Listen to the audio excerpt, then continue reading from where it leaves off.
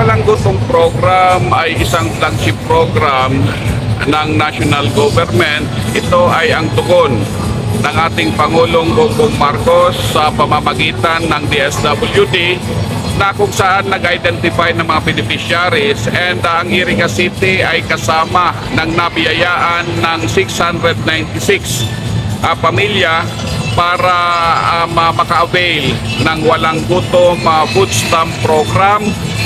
Buwan-buwan sila may 3,000 pesos, and pwede silang pumunta sa accredited retailers o tindahan na makakakuha sila ng mga pagkain. Hindi po ito cash, imbes ito ay card ang ibinigay sa kanila, and every time na pupunta sila sa mga tindahan na accredited ay mababawas from the 3,000 ang lahat at anuman na kandang mapipili sa tindahan.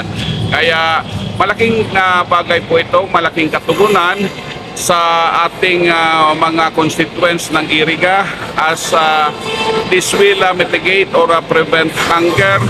This will also provide food security, improve nutrition, and ang sustainability sa agriculture, dahil may component doon sa mga gutas, prutas at mga gulay. Kaya malaking tugon po ito sa poverty sa ating lungsod. Kaya for on behalf ng local government ng Iriga, ang aking pagpapasalamat kay Pangulong Bongbong Marcos at sa DSWD, kay Secretary Rex Gatchalian at sa Regional Director dito sa Bicol, si R.D. Norman Laurio, and sa lahat ng mga angels and Red Vest na nagpapatupad ng programang ito, pamilya ng DSWD. Kaya malaking pasasalamat mula po sa local government ng Iriga.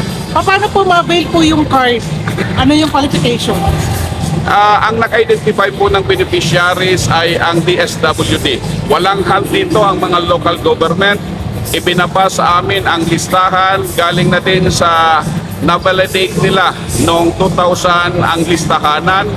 Kaya sila mismo ang nag-validate, tinulungan lang ng lokal na gobyerno para malocate ang mga taong ito. And kung may mga wala na, patay o lumipat na sa ibang bayan o syudad, kumuha po ng pamalit ang DSWD, and sila din mismo ang pumipili. Saan po yung pwesto mismo? Sa ngayon po, birang regional launching, dahil kasabay ngayong araw ang pagtadaos din sa 10 region, and Iriga City is selected by the regional office kasama ang Sorsogon City.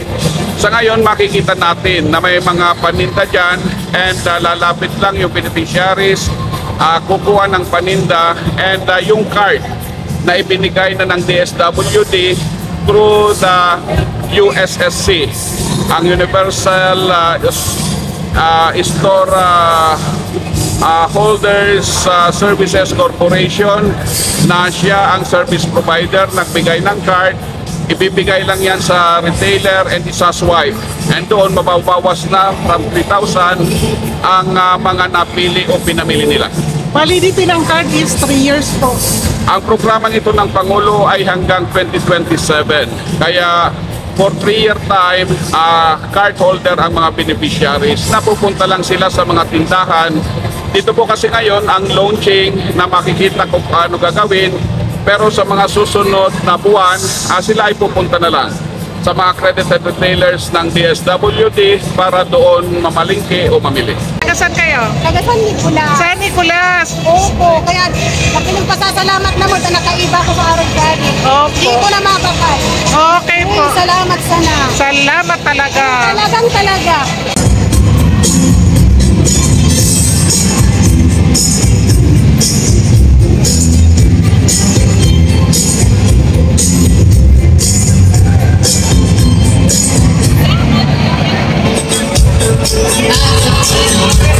Ay, wow! Talaga naman po. Sige, flower test work. Ganito daw po. Ayan. Sige.